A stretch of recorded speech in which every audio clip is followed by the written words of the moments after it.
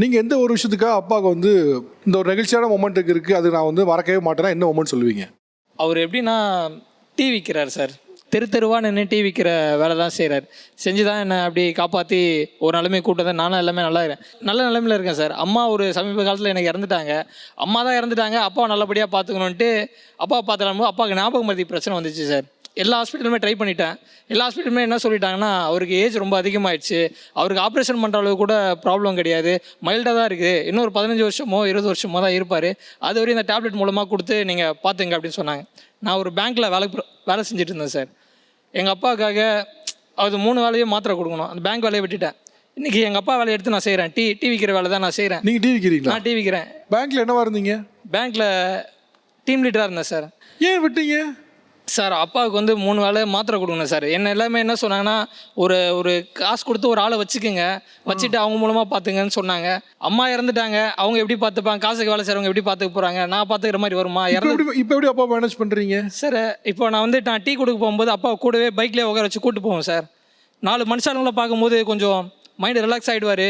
பழைய மாதிரி பேச மாட்டாரோ, ஞாபகம் மருதி ஆகிட்டார் சார். அவங்க இடமே என்ன சொன்னாங்கன்னா, இந்த மாதிரி அவர் கொஞ்சம் வெளியிலே கூப்பிட்டு போயிட்டு இதெல்லாம் பண்ணுங்க அப்படின்னும் போது எல்லா இடம் போனாலும் கூப்பிட்டு போவோம். இதனால் எனக்கும் என் ஒய்ஃபுக்கும் நிறைய ப்ராப்ளம் வரும். அவர் எங்கேயுமே வீட்லேயும் விட்டு போக முடியாது. குழந்த மாதிரி ஏன்பா என்ன எங்கேப்பா விட்டு போகிற இப்படி தான் சொல்லுவார். இப்போ அவர் நினைவு இருக்குல்ல, நல்லா ஃபோக்கஸாக அவருக்கு ஞாபகம்லாம் இருக்கா? சார் இல்லை சார், இங்கே வரும்போது வரையும் எதுவுமே தெரியாது சார். வாப்பா கூப்பிட்டு வரேன், அவர் சாகிறதுக்குள்ளே ஒரு நல்ல எல்லாரும் இந்த இத்தனை கோடி பேர் பார்க்குறாங்களே, எங்கள் அப்பா இந்த மாதிரி என்ன பெற்று வளர்த்து ஆளாக்கின அப்பா ஏதோ ஒரு வகையில் சந்தோஷப்படுத்திடக்கூடாது, எங்கள் அப்பா மூஞ்சி எல்லாருக்கும் பாத்திர மாட்டாங்களா, அந்த ஒரு எண்ணத்துக்காக கஷ்டப்பட்டு கூப்பிட்டு வந்தேன் சார். வணக்கம். ஓகே, நீங்கள் எந்த மொமெண்ட்டுக்காக உங்கள் அப்பாவுக்கு தேங்க் பண்ண நினைக்கிறீங்க? இந்த மொமெண்ட்டுக்காக நான் வாழ்நாள் முழுக்க நான் அவருக்கு வந்து தேங்க் பண்ண நினைக்கிறேன். சார், யூஸ்வலாகவே அம்மாவோட அன்பு வந்து எப்போவுமே அம்மாது வந்து எப்பவுமே கனெக்டிவாக வெளிப்பட்டுரும். அப்பா அது வந்து வெளியே படாது. அது வந்து உணர்வுகளால் மட்டும்தான் நம்ம புரிஞ்சிக்க முடியும். எனக்கு எங்கள் அப்பா எந்த இடத்துல ஹீரோவாக நான் பார்த்தேன் அப்படின்னா, என் படிப்புன்ற ஒரு விஷயத்தில் நான் 10th ஓரளவுக்கு நாளாக எப்படின்னா மேத்ஸு அவ்வளோதான் போயிடும்பா, ரிசல்ட் வருது நான் போய் படுத்துக்கிட்டேன், மேத்ஸ் அவ்வளோதான்ப்பா அப்படின்ட்டு.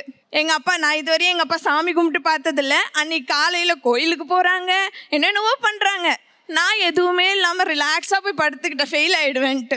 பாஸ் ஆகிட்டேன் எப்படியோ.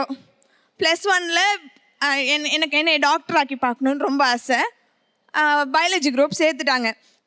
ஒரு டிடெக்ஷன் பண்ண சொன்னாங்க, earthworm டிடெக்ஷன் பண்ண சொன்னாங்க. பார்த்து பயந்து 3 நாள் ஃபீவர் வந்து நான் போவே மாட்டேன்னு சொல்லிட்டேன்.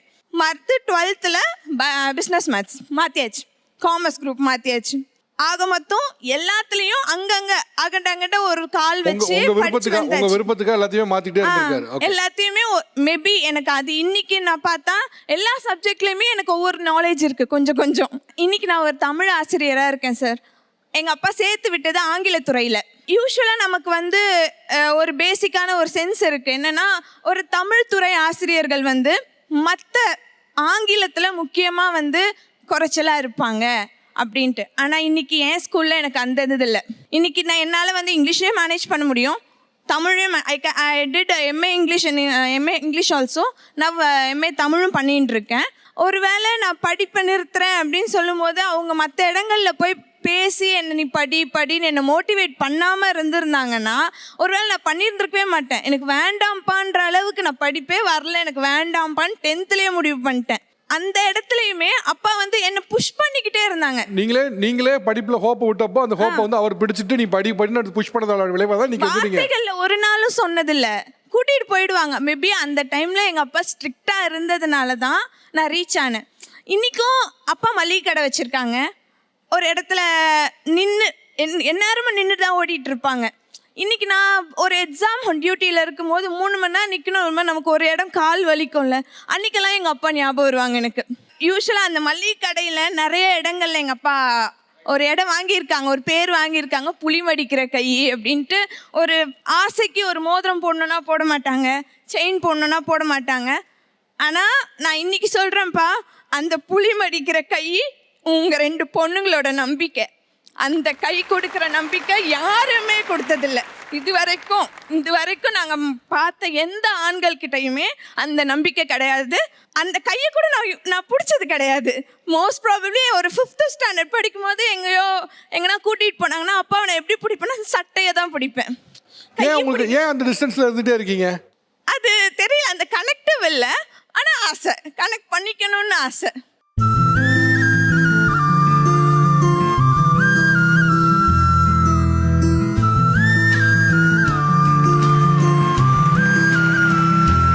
எனது குடும்பத்தில் யாருமே படிக்கலை. முதுநிலை பட்டதாரியாக என் பொண்ணு உருவாக்கியிருக்கிறேன். உந்தன் கைகள் பிடித்து போகும் வழி அது போதவில்லை இன்னும் வேண்டுமடி. ஸ்கூல்லையுமே கூட சின்ன பிள்ளைங்க ஃபிசிக்கல் டச்ன்றது எவ்வளோ முக்கியன்றது எனக்கு அன்னைக்கு உணர்ந்திருக்கேன். ஒரு குழந்தைய நீ ஹக் பண்ணும் போதோ இல்லை தட்டி கொடுக்கும் போதோ அந்த சின்ன 5 வயசு பருவத்திலேயே அந்த பிள்ளைங்களுக்கு வந்து அது தேவைப்படுது. எனக்கு 32 வயசுலையுமே எனக்கு இன்னமும் அது தேவைப்படுதுன்றது எனக்கு இப்போ கட்டி பிடிக்கும் போது எனக்கு ஃபீல் ஆச்சு. உங்கள் வாழ்க்கையில் எந்த தருணத்துக்காக உங்கள் அப்பாவுக்கு நன்றி சொல்லணும்? அப்பா வந்து பிறந்ததுலேருந்தே ராஜாவாக தான் இருந்தார். எப்படின்னா எங்கள் ஊர் வந்து வேலூர் சத்துவாச்சாரின்னு ஒரு வில்லேஜில் பெரிய மளிகை கடை வச்சுருந்தார். அதாவது ஹோல்சேல் மளிகை கடை. சென்னை டு ஹைவே வந்து ரோடு 4 வழியாக மாற்றினாங்க இல்லைங்களா. ஸோ அப்படி போகும்போது எங்கள் கடையை இடிச்சிட்டாங்க. கடை வீடு எல்லாமே போயிடுச்சு. ஸோ சின்ன வயசுலேருந்தே கடையில் இருந்து இதுலேயே ராஜாவாக வளர்ந்தவருக்கு கடை போயிடுச்சு. அதுக்கப்புறம் அவருக்கு என்ன பண்ணணும்னு தெரியாது.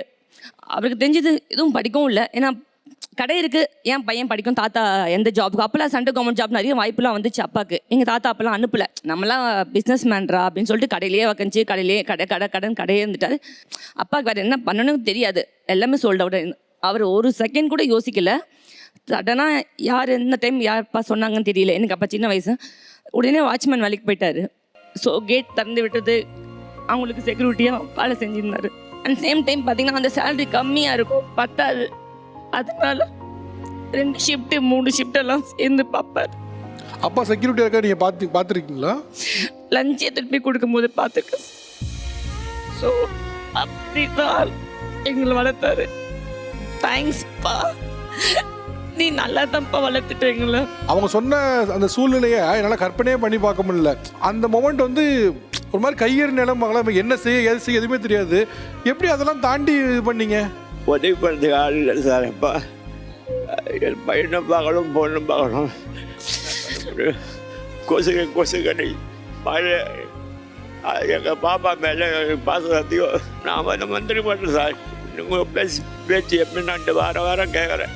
அதில் என்ன சார் இன்றைக்கி தம்பியாக போகணும்னு சொல்ல சார். இன்றைக்கி சின்னவனை நாம போய் ஒரு சட்டை வாங்கிக்கலாம் சார். இன்றைக்கி